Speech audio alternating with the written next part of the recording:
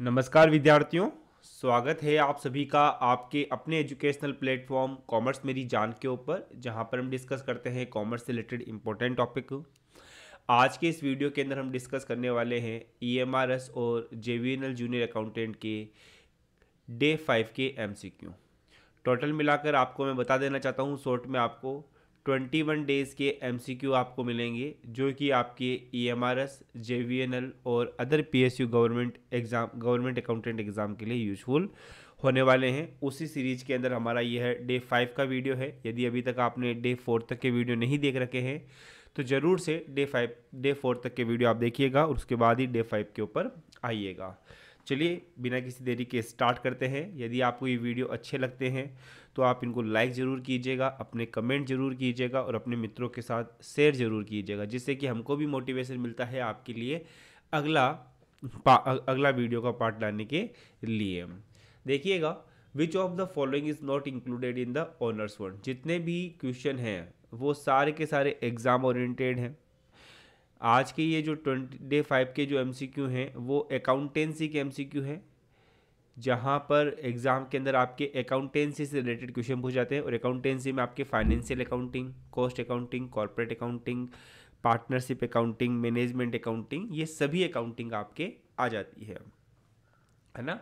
तो इनसे रिलेटेड हम क्या करेंगे, 20 एमसीक्यू करेंगे। सारे एमसीक्यू आपके लिए एग्ज़ाम ओरिएंटेड है, एग्ज़ाम के अंदर आए हुए क्वेश्चन हैं और आने के चांसेस रखने वाले क्वेश्चन हैं। क्वेश्चन कहता है कि इनमें से कौन सा ओन फंड नहीं है, निम्न में से कौन सा स्वामित्व कोष के अंतर्गत नहीं आता है। तो सबसे पहले हम क्या करते हैं, आपके लिए ओन फंड की जो डेफिनेशन है वो देख लेते हैं कि यार ओन फंड की डेफिनेशन क्या होती है। ओन फंड के अंदर इक्विटी शेयर कैपिटल आती है, प्रेफरेंस शेयर कैपिटल आती है, रिजर्व और सरप्लस आते हैं, या फिर रिटेन अर्निंग आती है। रिटेन अर्निंग का मतलब होता है प्रॉफिट का वो पार्ट जो कि बिजनेस ने खुद ने ही रख लिया है, अपने शेयर होल्डर्स को डिस्ट्रीब्यूट नहीं किया है।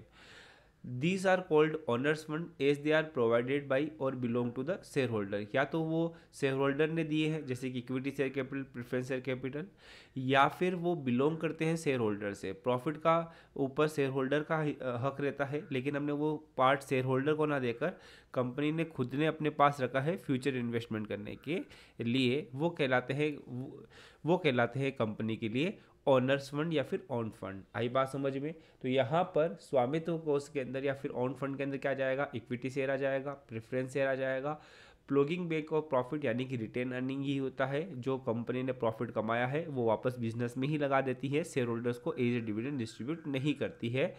Financing through the public deposit, public deposits के थ्रू रुपया लेना, ये आपके लिए ओन फंड में नहीं आता है। तो पहले के अंदर आपका राइट आंसर क्या हो जाएगा, डी आपके लिए राइट आंसर हो जाएगा। इसकी जो पीडीएफ है वो हमने हमारे टेलीग्राम चैनल कॉमर्स मेरी जान के ऊपर शेयर कर रखी है। कॉमर्स मेरी जान के ऊपर शेयर कर रखी है, तो आप ज़रूर से हमारे टेलीग्राम चैनल कॉमर्स मेरी जान के ऊपर ज्वाइन हो जाइएगा और वहाँ से इसकी जो पीडीएफ है वो आप लेकर इसका प्रिंट आउट करवा सकते हैं और आप अपने पास एमसीक्यू का कलेक्शन कर सकते हैं। कहता है कि if the inventory turnover is divided by 365, अगर इन्वेंट्री टर्नओवर को 365 से डिवाइड कर दे, फिर 365 को इन्वेंट्री टर्नओवर से डिवाइड कर दे ना, तो यहाँ पर आपको क्या देखने को मिलता है, आपको यहाँ पर क्या देखने को मिलता है, एक बार इसका एक्सप्लेनेशन देख लेते हैं। देखिएगा, इन्वेंट्री या स्टॉक टर्नओवर का फॉर्मूला होता है cost of goods sold divided by average आपका कितना स्टॉक है। मतलब कि आपका जो स्टॉक है वो आपका जो गुड्स है वो कितने टाइम के अंदर उसका टर्नओवर कितने टाइम होता है, मतलब आपका जो स्टॉक है वो कितने टाइम तक उसका टर्नओवर होता है। यहाँ पर एवरेज एज ऑफ इन्वेंट्री आता है, जहाँ पर आप डेज इन ईयर यानी कि 365 करते हो डिवाइडेड बाई एवरेज टर्नओवर या एवरेज इन्वेंट्री टर्नओवर रेशियो से आप किसको क्या कर देते हो, डिवाइड कर देते हो। तो आपके क्या आ जाता है, एवरेज एज ऑफ इन्वेंट्री आ जाता है कि आपकी ये जो इन्वेंट्री है वो कितने टाइम पीरियड तक चलने वाली है, आपकी ये जो इन्वेंट्री है वो कितने टाइम पीरियड तक चलने वाली है। तो 365 divided by inventory turnover ratio करने से आपका क्या आ जाता है, एवरेज एज ऑफ इन्वेंट्री आ जाता है कि आपकी ये जो इन्वेंट्री है वो कितने टाइम पीरियड तक चलने वाली है। नेक्स्ट आता है, इनमें से कौन सा बजटरी कंट्रोल का बेनिफिट नहीं है। देखिएगा बजटरी कंट्रोल के बारे में यहाँ पर मैंने लिखा हुआ है ना। बजटरी कंट्रोल क्या है, एक तरह का सिस्टमेटिक प्रोसेस होती है, एक तरह की सिस्टमेटिक प्रोसेस होती है जहाँ पर आप क्या करते हो, ऑर्गेनाइजेशन के लिए प्लान बनाते हो, उनको मॉनिटर करते हो, कंट्रोल करते हो, और उनको कंट्रोल करते हो कब, जब आप एक बजट को प्रिपेयर कर रहे होते हो, है ना। मतलब कि आपने बजट बनाया, उसको प्लान करोगे, उसको मॉनिटर करोगे, उसको कंट्रोल करोगे, उसको लागू करोगे, ये सारा का सारा आपके बजटरी कंट्रोल के अंदर आता है, बजटरी कंट्रोल के अंदर आता है। तो इसमें से कौन सा बेनिफिट नहीं है, कोऑर्डिनेशन, जरूर कोऑर्डिनेशन में हेल्प मिलती है, बिल्कुल प्लानिंग में हेल्प मिलती है, मार्केटिंग सेगमेंट में इससे किसी तरह की हेल्प नहीं मिलती है। तो यहाँ पर भी इसका राइट आंसर हो जाएगा। नेक्स्ट देखिएगा, इक्विटी शेयर होल्डर्स क्या होते हैं। इक्विटी शेयर होल्डर्स कंपनी के ओनर होते हैं, स्वामी होते हैं कंपनी के इक्विटी शेयर होल्डर। इस तरह के क्वेश्चंस भी एग्जाम में काफ़ी बार देखने को मिल जाता है। सेटलमेंट साइकिल जो होता है एनएससी के ऊपर, वो किस तरह का होता है। टी यहाँ पर होता है ट्रेडिंग डे, जिस दिन ट्रेडिंग डे होता है उसके 2 दिनों के अंदर आपका क्या हो जाता है, सेटलमेंट हो जाता है। तो T+2 का ट्रेडिंग साइकिल यहाँ पर आपको, सेटलमेंट साइकिल आपको एनएससी के ऊपर देखने के लिए मिलता है। एनएससी क्या करता है, क्लियर करता है T+2 रोलिंग सेटलमेंट साइकिल। मतलब कि जिस दिन ट्रेड हुआ है उसके 2 दिन के अंदर आपका जो भी रुपया लेना है या देना होगा, सॉरी आपको रुपया जो देना होगा उसको वो क्या कर देगा, सेटल कर देगा। नेक्स्ट देखिएगा, a purchase of office equipment on credit requires a credit. अगर सिंपल सी बात, आपने ऑफिस इक्विपमेंट क्रेडिट के ऊपर परचेज किया है, तो ऑफिस इक्विपमेंट तो आपके पास एसेट्स आ गई, तो आप ऑफिस इक्विपमेंट अकाउंट तो क्या कर दोगे, डेबिट कर दोगे, ठीक है ना। और क्योंकि आपने क्रेडिट में परचेज किया तो कैश तो आएगा नहीं, तो जिससे भी परचेज किया उधार में उसका नाम आ जाएगा, यानी कि क्रेडिटर्स का नाम आ जाएगा। तो अकाउंट्स पेबल को आप क्या कर दोगे, क्रेडिट कर दोगे। और केस तो कर नहीं सकते हो। ऑफिस एक्सपेंसेज जो होता है, ऑफिस एक्सपेंसेज नहीं होगा, ये भी नहीं होगा, तो अकाउंट्स पेबल यानी कि क्रेडिटर का जो नाम होगा वो आपके लिए क्रेडिट हो जाएगा। तो 6th में आपके लिए क्या हो जाएगा, ए ऑप्शन आ जाएगा। नेक्स्ट देखिएगा, for calculating the value of equity shares by the dividend method. यदि आप डिविडेंड मेथड से वैल्यू ऑफ इक्विटी से निकालना चाहते हो तो आपको ज़रूरी होता है कि आपको ये पता होना चाहिए कि आपका नॉर्मल रेट ऑफ डिविडेंड, मतलब कि हर साल आप कितना डिविडेंड आप देते आए हो, आपकी नॉर्मल रेट क्या है डिविडेंड की, वो आपको पता होनी चाहिए। तो यहाँ पर डी ऑप्शन सही हो जाएगा। Partnership one of the favourite topic है एग्जामिनर का, one of the favourite topic है एग्जामिनर का। यहाँ से इसने क्या क्वेश्चन पूछा है, ए और बी पार्टनर है 2:1 के रेशियो में। यहाँ पर सी को इन्होंने एडमिट किया है 1/4 शेयर के लिए। यहाँ पर सेक्रीफाइजिंग रेशियो क्या होगा, सेक्रीफाइजिंग रेशियो का फॉर्मूला होता है सन, यानी कि old ratio minus new ratio. तो सबसे पहले हम यहाँ पर क्या कर देते हैं, न्यू रेशियो यहाँ पर निकाल लेते हैं कि भाई न्यू रेशियो कितना होगा। फटाफट से अगर आपको तरीका पता है न्यू रेशियो निकालने का तो पहला वाला ही है। यहाँ पर ए का क्या होगा, ए का ओल्ड शेयर था 2/3।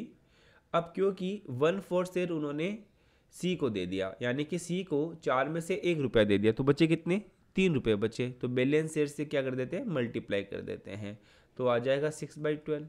बी का शेयर कितना है 1/3 मल्टीप्लाई बाई 3/4।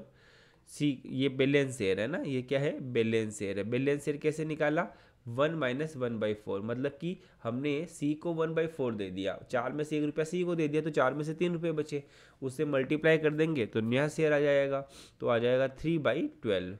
और सी का तो कितना है 1/4 है ही है, इसको अगर डिनोमिनेटर को बराबर करने के लिए ऊपर नीचे 3 से मल्टीप्लाई करेंगे तो 3/12। तो इनके ये क्या आ गए, नए शेयर आ गए। अब यहाँ पर क्योंकि सेक्रीफाइजिंग रेशियो पूछ रहा है, तो सेक्रीफाइजिंग रेशियो पूछ रहा है, तो ए का ओल्ड रेशियो था 2/3, ये लिखा हुआ है 2/3, और न्यू रेशियो है 6/12, तो ये आ गया 6/12। कितना होगा 12, 3 चौक 12, 4 दूनी 3 चौक 12, 4 दूनी 8, 12 एकम 12, 1 मल्टीप्लाई बाई 6। तो यहाँ पर आ जाएगा 2:12। बी का कैसे निकाल लेंगे, वही बी का ओल्ड रेशियो, बी का ओल्ड रेशियो था 1/3, न्यू रेशियो है बी का 3/12, दोनों के नीचे कितना आएगा 12, 3 चौक 12, 4 आ जाएंगे यहाँ पर 3 आ जाएगा 1/12। तो यहाँ पर क्या आंसर रह जाएगा 2:1 इनका सेक्रीफाइसिंग रेशियो हो जाएगा। सी यहाँ पर करेक्ट आंसर हो जाएगा। नेक्स्ट देखिएगा, a transaction recorded in the credit side of cash book. Simple सी बात है, केस बुक के क्रेडिट साइड में कोई ट्रांजेक्शन लिखा हुआ है, सपोज करो कि बाई राम लिखा हुआ है ना, कि Ram account debit to cash, Ram को 5,000 रुपये दिए है ना। तो ये कहता है कि इस राम के अकाउंट में इस ट्रांसफर टू द लेजर, है ना, credit side of the cash book is transfer to the ledger. आई बात समझ में? केस बुक के क्रेडिट साइड में लिखा, अगर राम के अकाउंट में लिखेंगे तो राम के अकाउंट में कहाँ जाएगा, डेबिट साइड में जाएगा by case. On credit side of account, on debit side of account कहाँ पर जाएगा, on debit side of account यह जाएगा। 10 देखिएगा, credit balance of nominal account. देखिएगा नॉमिनल अकाउंट डेबिट होता है एक्सपेंसेज और लॉसेज में, और क्रेडिट होता है इनकम एंड प्रॉफिट्स में। तो income and receipt of trade यहाँ पर इसका सही आंसर हो जाएगा, एसेट्स वगैरह से लेना देना नहीं होता है। ये क्वेश्चन इतना इजी क्वेश्चन है, अगर किसी ने भी हमारे कोर्स से रेक्टिफिकेशन ऑफ एरर पढ़ रखा है तो वहाँ पर मैंने एक सिंपल सा रूल बताया है, और वो रूल आपको यहाँ पर भी बता देता हूँ कि कभी भी रेक्टिफिकेशन ऑफ एंट्री के अंदर जो रेक्टिफिकेशन एंट्री होती है ना, उसमें केस आता ही नहीं। आप ये मानकर चलते हो कि आपने केस में गलती नहीं की है, क्योंकि एंड ऑफ द डे आप क्या कर देते हो, केस का मिलान कर देते हो। तो आप केस की गलती नहीं करते हो, नगद की गलती नहीं करते हो, रोकड़ की गलती आप नहीं करते हो। तो कभी भी रेक्टिफिकेशन एंट्री में आपको केस, नगद या रोकड़ देखने को नहीं मिलता है। क्या कहता है, केस सेल्स की 3,000 रुपये की, 3,000 रुपये की केस सेल्स की आप एंट्री क्या करोगे, cash account debit to sales. आई बात समझ? लेकिन इसको आपने 2,000 से पोस्ट कर दी, तो आपने यहाँ पर सेल्स में 2,000 लिख दिए, केस में आप कभी गलती करोगे ही नहीं, ये मान के चलना। केस में 3,000 ही लिखे, आपको यही मान के चलना है रेक्टिफिकेशन एंट्रीज के अंदर, ठीक है ना। अब क्योंकि यहाँ पर अब इसकी रेक्टिफिकेशन एंट्री क्या होगी, क्योंकि केस में तो आपने कभी कोई गलती की नहीं है, तो यहाँ पर केस अकाउंट डेबिट तो वापस आप लिखोगे नहीं। सेल्स को 3,000 करना था लेकिन 2,000 कर दिया, तो सेल्स को अब क्या कर देंगे, 1,000 रुपये से और बढ़ा देंगे। आई बात समझ में? और डेबिट में कुछ है नहीं, तो सस्पेंस अकाउंट को डेबिट कर देंगे 1,000 रुपये। तो सस्पेंस अकाउंट हो जाएगा डेबिट 1,000 से, सेल्स अकाउंट हो जाएगा क्रेडिट 1,000 रुपये से। आई बात समझ में? ये suspense account debit and 1,000 to sales account credit. आई बात समझ में? केस आएगा नहीं, तो ये दोनों ऑप्शन गलत हो जाएंगे वैसे भी। नेक्स्ट देखिएगा, प्रॉफिट थे 3 साल के, 6, 13, 13, 6, 19, 19, 20, 20 और 7, 27,000 रुपये का प्रॉफिट था 3 सालों का। तो ऑन एन एवरेज प्रॉफिट कितना हो गया, 9,000। और ये कहता है कि 2 सालों के परचेज से निकालो, तो इसको 2 से मल्टीप्लाई कर दो तो 18,000 आंसर आ जाएगा एवरेज प्रॉफिट मेथड से। बहुत ही इजी क्वेश्चन था ये तो। नेक्स्ट देखिएगा, कंपनी की डिविडेंड पॉलिसी इरिलीवेंट है। ये इरिलीवेंट डिविडेंड पॉलिसी किसने दी थी, मोदी, गिलानी और मिलर ने दी थी। उन्होंने कहा कि कंपनी डिविडेंड दे ना दे, उससे कंपनी की वेल्थ के ऊपर किसी भी तरह का फर्क नहीं पड़ता है। A list of assets, liabilities and owner equities of the business enterprises, एक ऐसी लिस्ट जहां पर कंपनी की एसेट्स आती है, कंपनी की लाइबिलिटीज आती है, ओनर्स की इक्विटी आती है कि ओनर्स का कितना रुपया होता है, वो क्या कहलाता है, बैलेंस शीट कहलाता है। वर्किंग कैपिटल क्या होती है, current assets minus current liabilities is equal to working capital. Straight line method के अंदर जो डेप्रिसिएशन होता है वो एसेट्स की जो ओरिजिनल कॉस्ट होती है उसी के ऊपर हर साल निकाला जाता है। ये हॉरिजॉन्टल एनालिसिस देखिएगा, आपके मैंने बताया था फाइनेंशियल स्टेटमेंट का एनालिसिस करने के लिए आपके पास हॉरिजॉन्टल एनालिसिस होता है और वर्टिकल एनालिसिस होता है। हॉरिजॉन्टल एनालिसिस को कहा जाता है कंपैरेटिव एनालिसिस, जहां पर क्या होता है 2 साल के जो डेटा होता है, पहले साल की सेल, दूसरे साल की सेल, पहले साल का प्रॉफिट, दूसरे साल का प्रॉफिट, पहले साल के एक्सपेंसेस, दूसरे साल के एक्सपेंसेस, इस तरह से इनका कंपैरिजन किया जाता है। तो इसको हॉरिजॉन्टल एनालिसिस कहते हैं या फिर इसको कंपैरेटिव स्टेटमेंट भी कहा जाता है।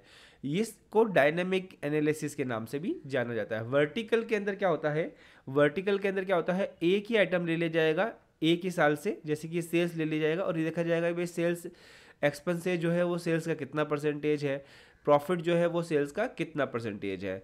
तो क्योंकि ये इस तरह से होता है, इस एक ही सेल से ऊपर और नीचे के सारे आइटम्स का एनालिसिस किया जाता है। इसलिए इसको वर्टिकल एनालिसिस या फिर कॉमन साइज एनालिसिस भी, कॉमन साइज स्टेटमेंट भी कहते हैं, और यह एक स्टैटिक एनालिसिस होता है। तो ये आपको ध्यान में रखना है। क्वेश्चन क्या आया है यहाँ पर, हॉरिजॉन्टल एनालिसिस किस तरह का एनालिसिस होता है, तो वो यहाँ पर आपके लिए डायनामिक एनालिसिस के नाम से जाना जाता है। डेप्रिसिएशन किसके ऊपर लगता है, डेप्रिसिएशन लगता है फिक्स्ड एसेट्स के ऊपर। एक क्वेश्चन आपके लिए, एएस कौन सा है, डेप्रिसिएशन का अकाउंटिंग स्टैंडर्ड कौन सा है, ये आपको बताना है। कैपिटल स्ट्रक्चर, ये देखो ये क्वेश्चन बहुत बार आया है कि कैपिटल स्ट्रक्चर में क्या शामिल होता है। मैंने आपको कैपिटल बताया है कि हमेशा कैपिटल लॉन्ग टर्म से ही रिलेट करता है, तो जहाँ पर ये शॉर्ट टर्म आता है उसको तो आप डिलीट करो। तो share capital, debt reserve plus long term loan, तो यहाँ पर सही आंसर क्या आ जाएगा आपके लिए, ए आपके लिए सही आंसर हो जाएगा। नेक्स्ट देखिएगा,